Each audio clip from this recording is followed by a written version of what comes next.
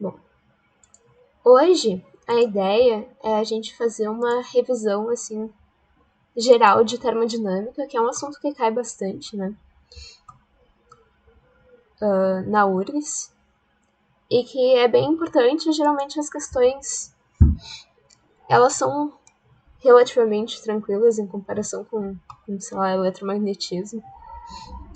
Então é importante que vocês saibam, assim, a ideia geral. E daí o que a minha ideia hoje é mais revisar os conceitos gerais, assim, e um pouquinho das fórmulas, só para vocês terem bem na cabeça, assim, dar uma revisada, uma repassada nos conceitos. E esses slides eu fiz para eles serem não só uma revisãozinha, mas também vocês poderem usar de referência quando vocês estiverem estudando, pegar para fazer as questões, as equações e tudo. Então, eles estão... Acho que é bom para dar uma repassada na matéria, né? Que é a ideia dessas aulas agora. Daí, no caso, o que a gente vai ver vai ser repassar os conceitos básicos, assim, de calorimetria, das leis da termodinâmica, o que é um gás ideal, a equação que vocês já devem ter visto um monte de vezes, do PV igual a nRT, né? Que é importante, as transformações, transformação isobárica, isovolumétrica, adiabática, né?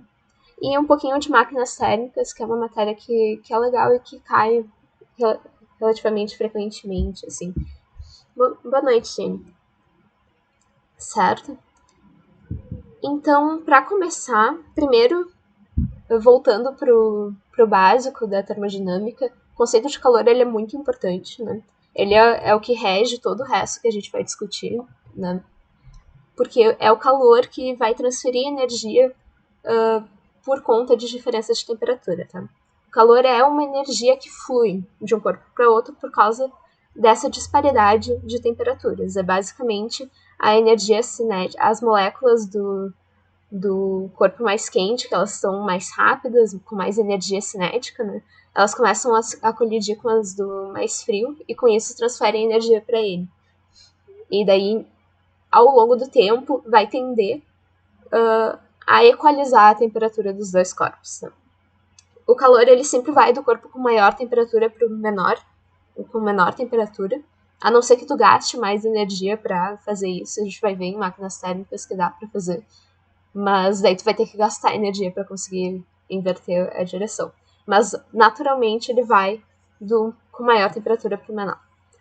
E o que é importante, que é um pega-ratão que às vezes eles colocam nas questões teóricas de termodinâmica, que não é uma propriedade dos corpos. Os corpos, eles não têm calor, eles não guardam calor. O calor é o que está passando entre os corpos, certo?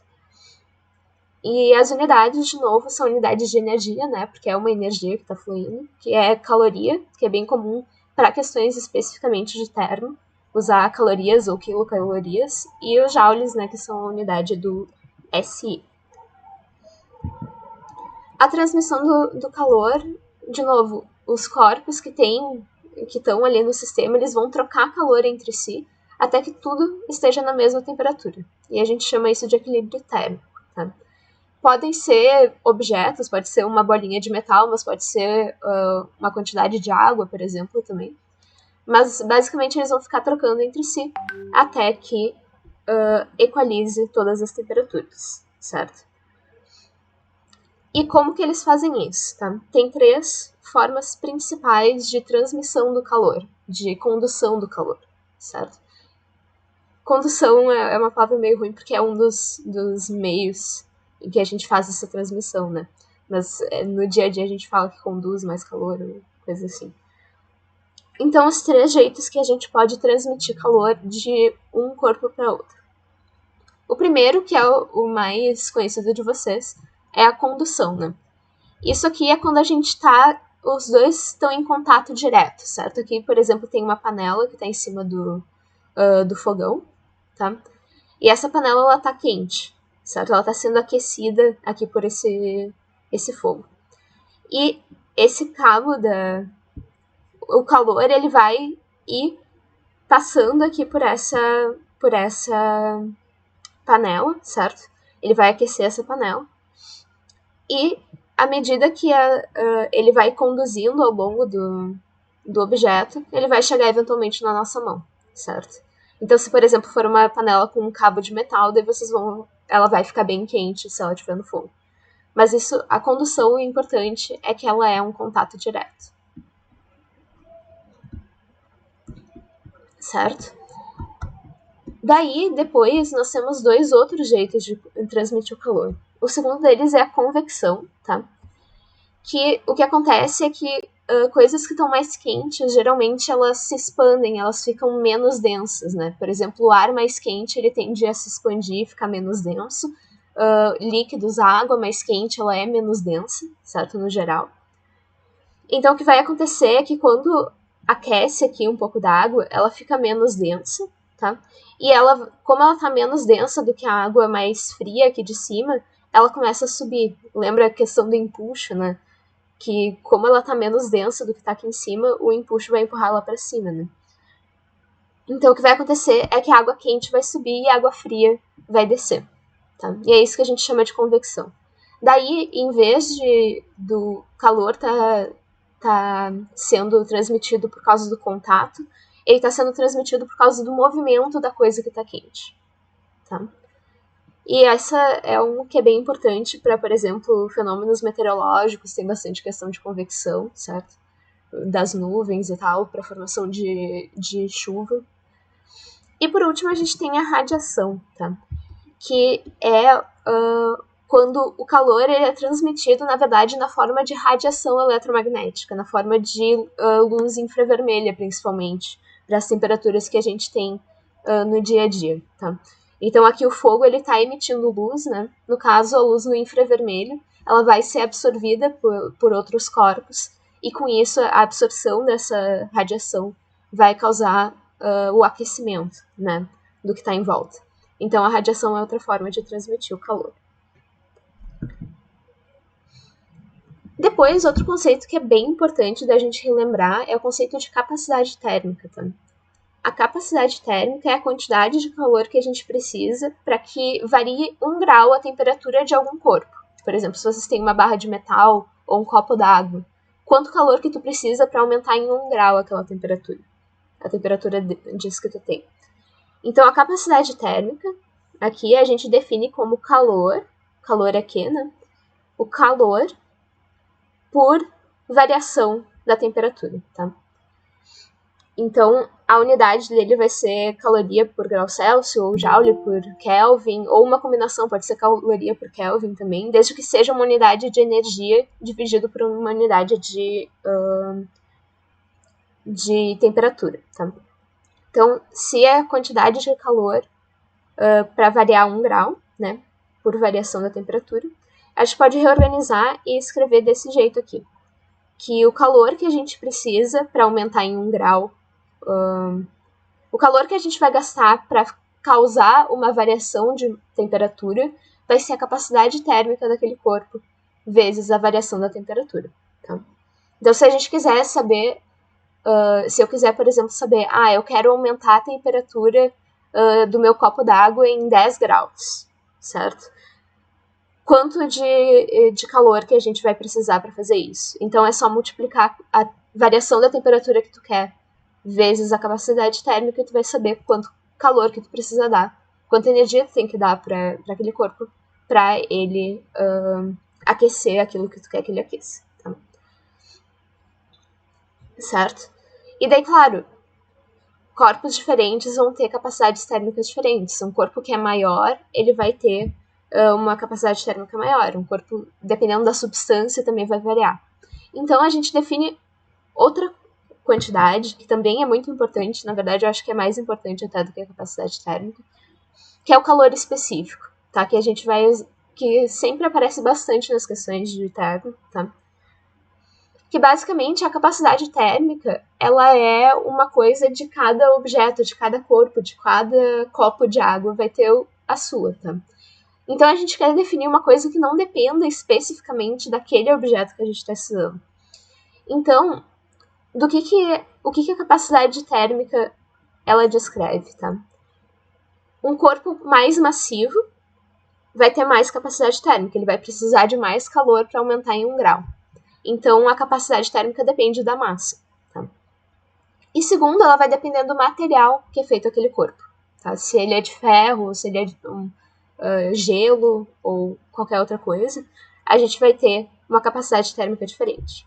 Então, a gente vai ter a massa vezes essa quantidade que a gente está definindo, que é o calor específico, que descreve a substância. Tá? O calor específico se refere à substância que compõe aquilo que a gente está estudando. Tá?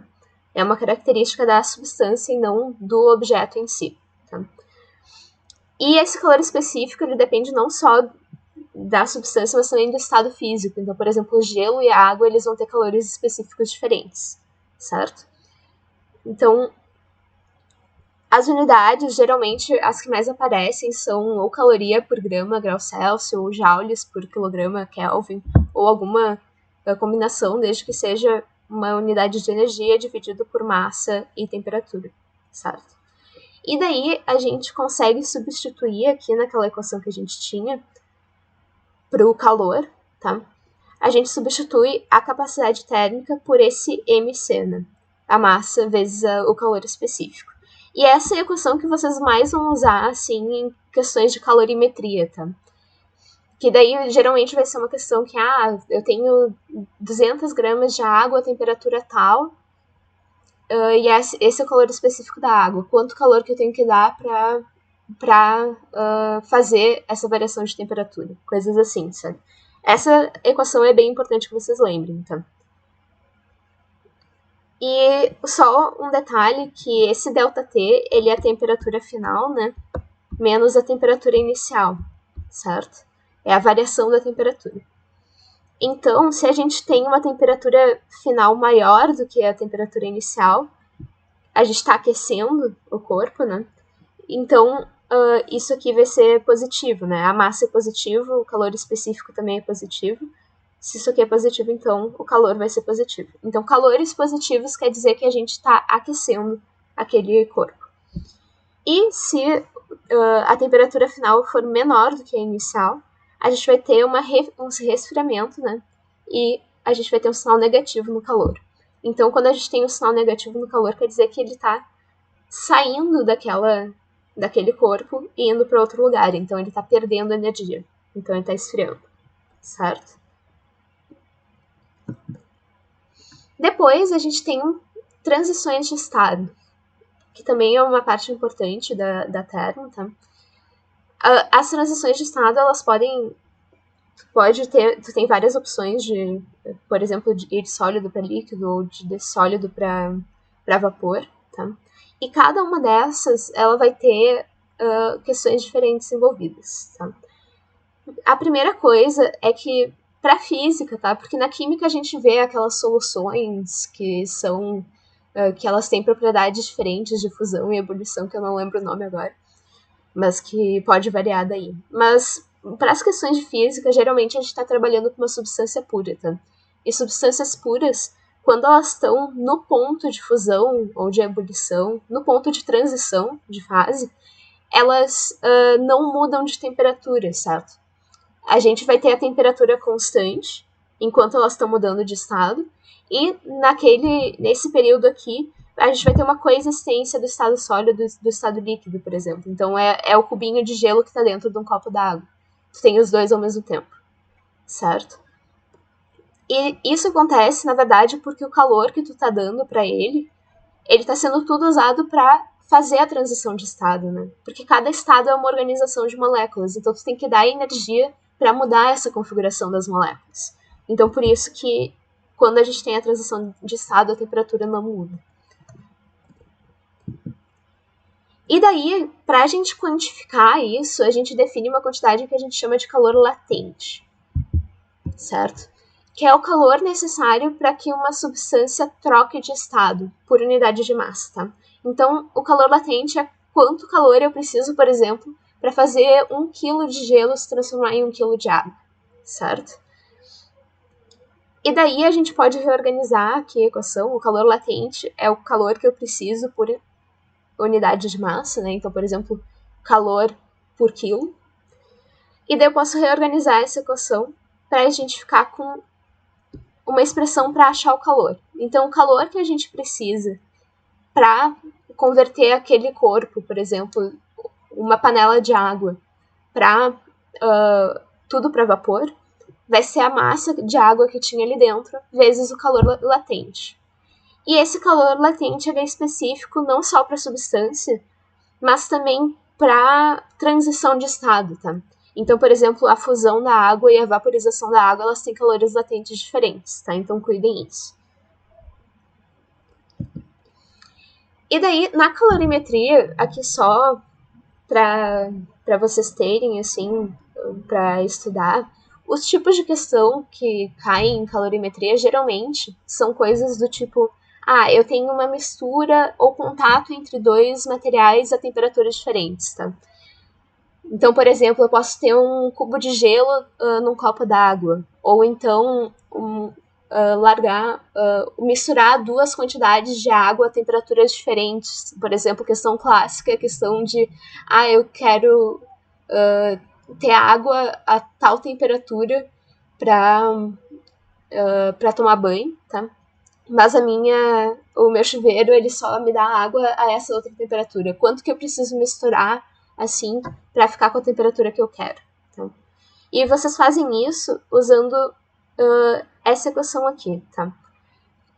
Que, basicamente, a energia total do sistema tem que ficar igual, tá? Então, o calor que está sendo dado por alguns pelos de maior temperatura tem que ser igual ao calor que está sendo recebido pelos de menor temperatura.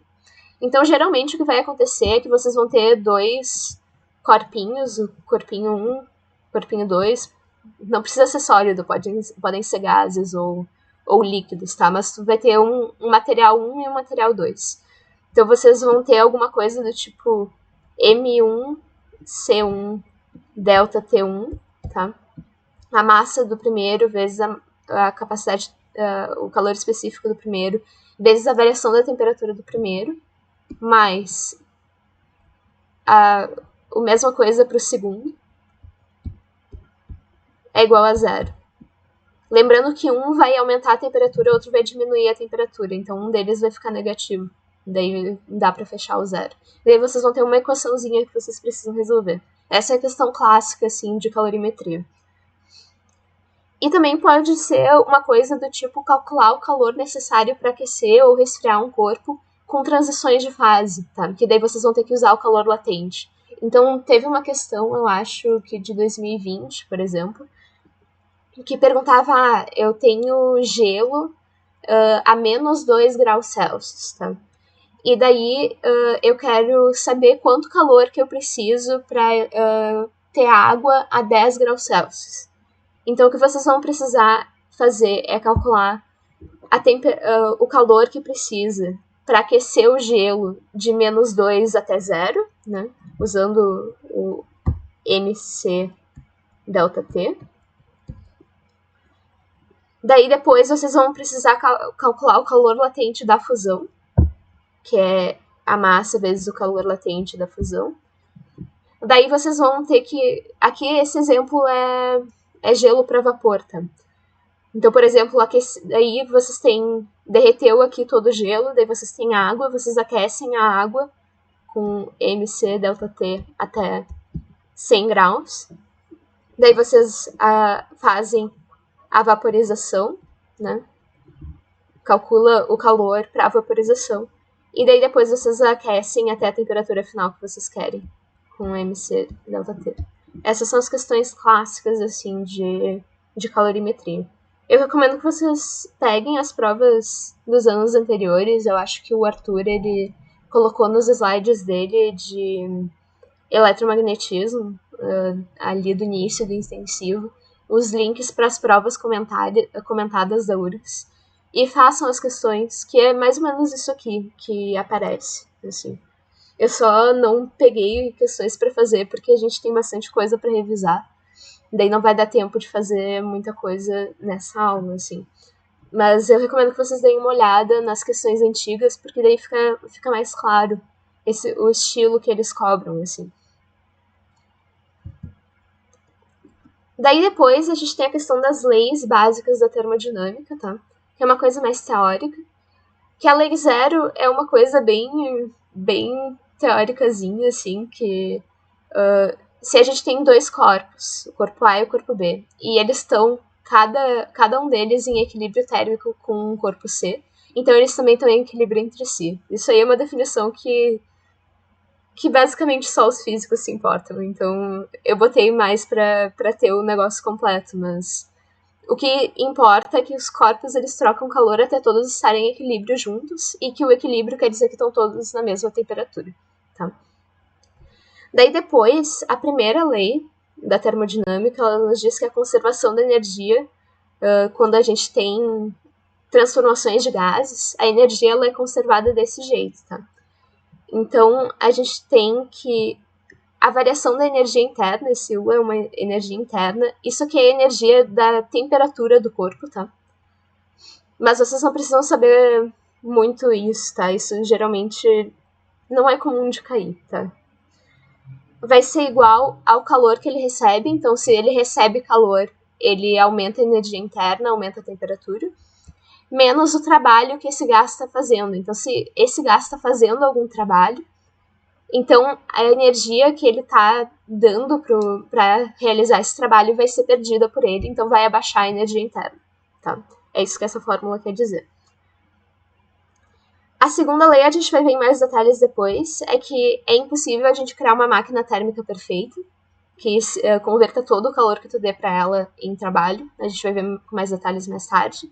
E a terceira é que é impossível a gente atingir o zero absoluto, certo? Daí depois a gente tem a questão do gás ideal, que é um modelo de gás em que os átomos eles não estão interagindo entre si, então ele é todo perfeitinho, não existe na realidade, mas é uma boa aproximação e facilita para a gente fazer as contas. E o que vocês precisam saber disso aqui é essa equação. Essa aqui vocês têm que saber, tá? Vocês têm que decorar isso aqui. Porque toda a parte de transformações dos gases, ela vem dessa equação aqui, certo? Então é bem importante ter ela memorizada. Do PV igual a nRT, que ela nos dá como a pressão, o volume e a temperatura estão relacionados num gás ideal. Esse N é o número de mols que tem no gás, e o R é a constante lá dos gases ideais. Que eles dão as constantes na prova, né?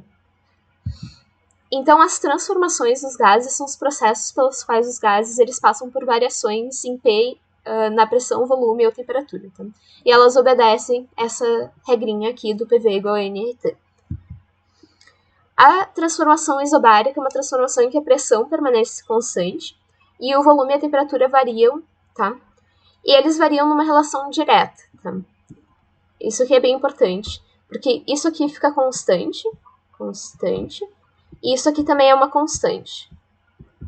Então, se a gente aumenta o volume, por exemplo, aqui nessa equação, para manter a igualdade, a temperatura também aumenta, tá? Então, se vocês tiverem uma transformação isobárica, a pressão vai continuar constante. E o volume e a temperatura, eles vão ter uma relação em que se a temperatura aumenta, o volume também vai aumentar, certo? Daí depois, a transformação isovolumétrica ou isocórica é exatamente a mesma coisa, mas para volume constante. Então, o volume vai ficar constante, a pressão e a temperatura elas vão variar diretamente.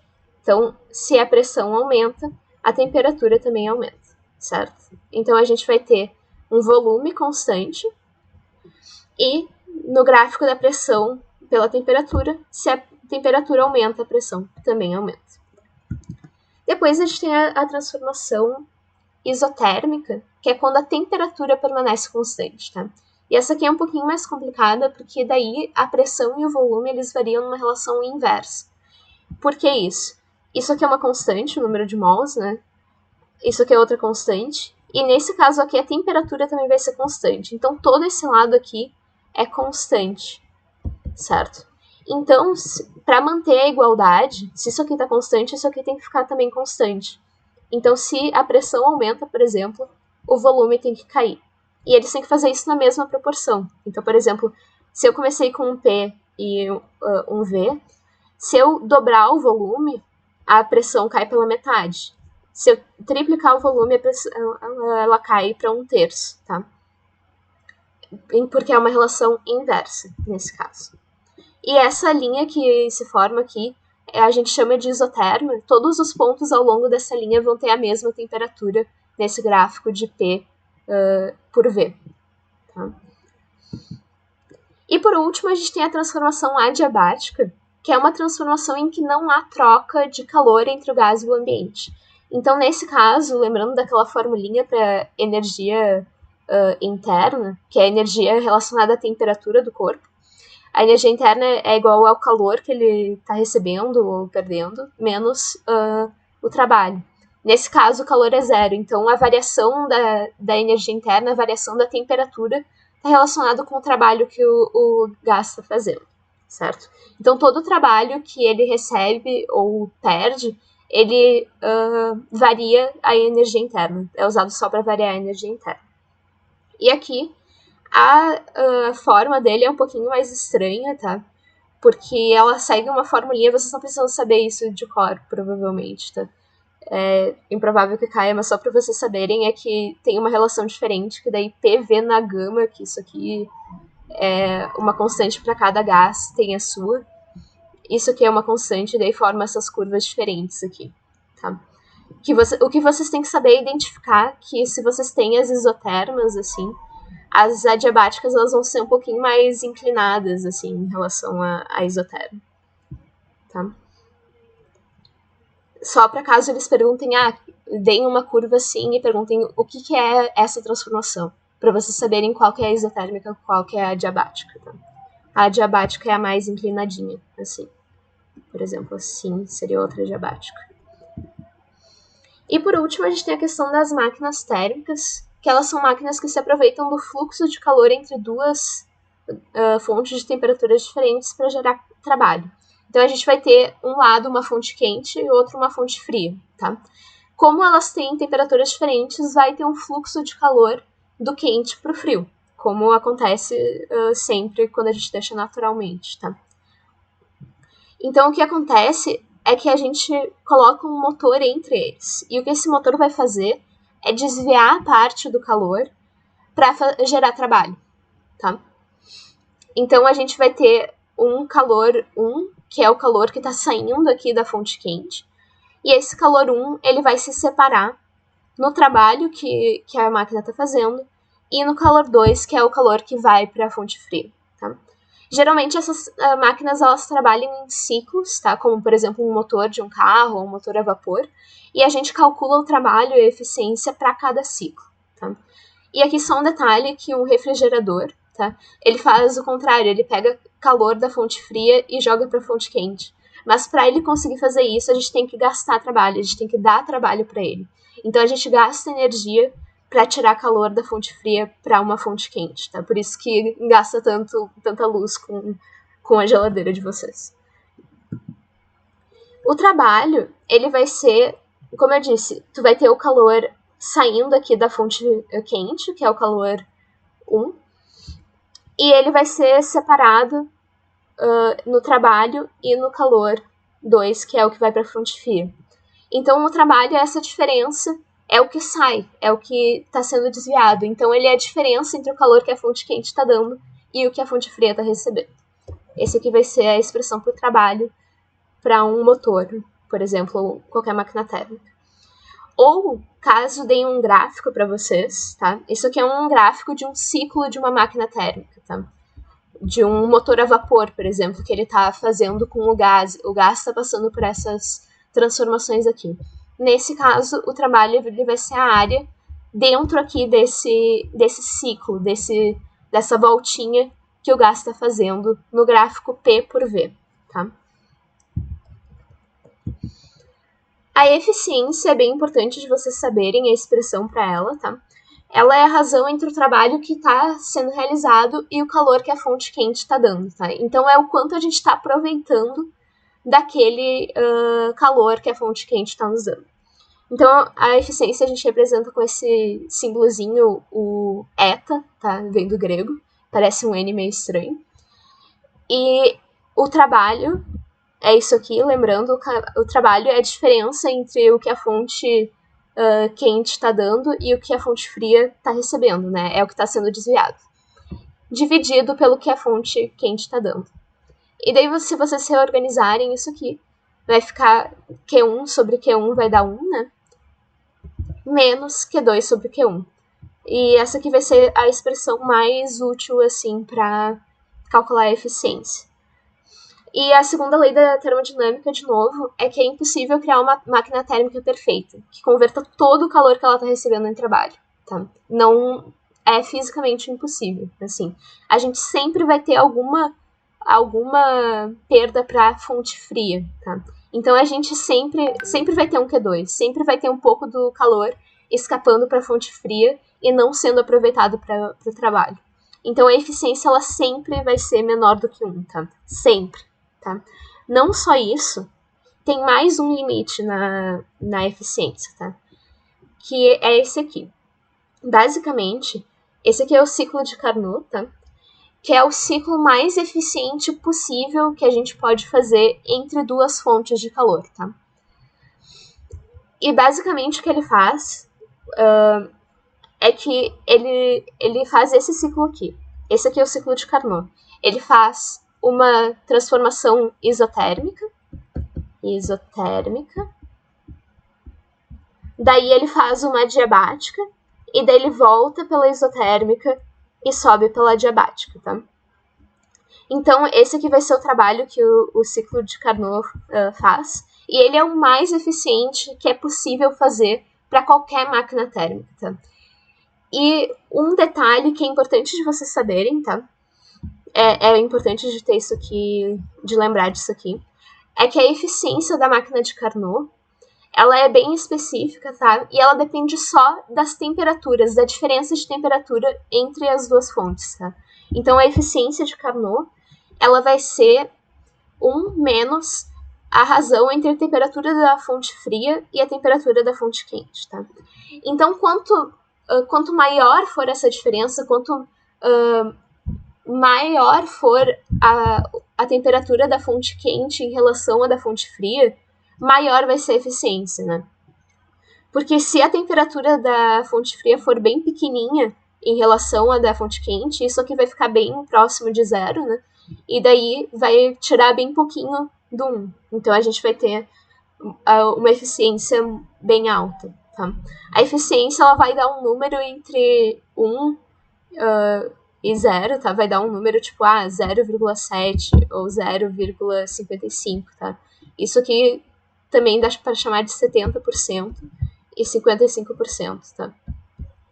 Porque se a eficiência der 0,7, quer dizer que a gente está aproveitando 70% da energia. Se fosse 0,55, a gente está aproveitando 55% da energia térmica que essa diferença de temperatura nos dá, que o calor da fonte quente nos dá. Certo? E era mais ou menos isso. Eu sei que foi uma aula meio corrida, mas é que é um assunto meio extenso, né? E daí fica meio complicado. É só um apanhado geral, assim, para vocês revisarem. Eu recomendo fortemente que vocês peguem as provas dos anos anteriores, que o Arthur colocou os links nos slides dele no final de eletromagnetismo. Façam as provas antigas, tá? Que ajuda bastante, é bom para revisar. E se acostumar com o estilo, mais ou menos, das questões que vocês vão ver, certo? E daí, claro, se vocês tiverem qualquer dúvida, qualquer uma mesmo, vocês podem mandar o WhatsApp pra gente, a gente tá sempre à disposição. E, bom, eu não vou ver vocês até a prova, então eu só queria dar boa sorte, tá? Pra vocês. Eu tenho certeza que vocês sabem as coisas, tá? Vocês estudaram bastante. Vão com calma, certo? Vocês, claro, ninguém sabe tudo, ninguém entra na prova sabendo tudo, mas eu tenho certeza que vocês vão ir bem, tá? Pelo esforço que vocês fizeram até agora. Certo? Boa sorte, gente.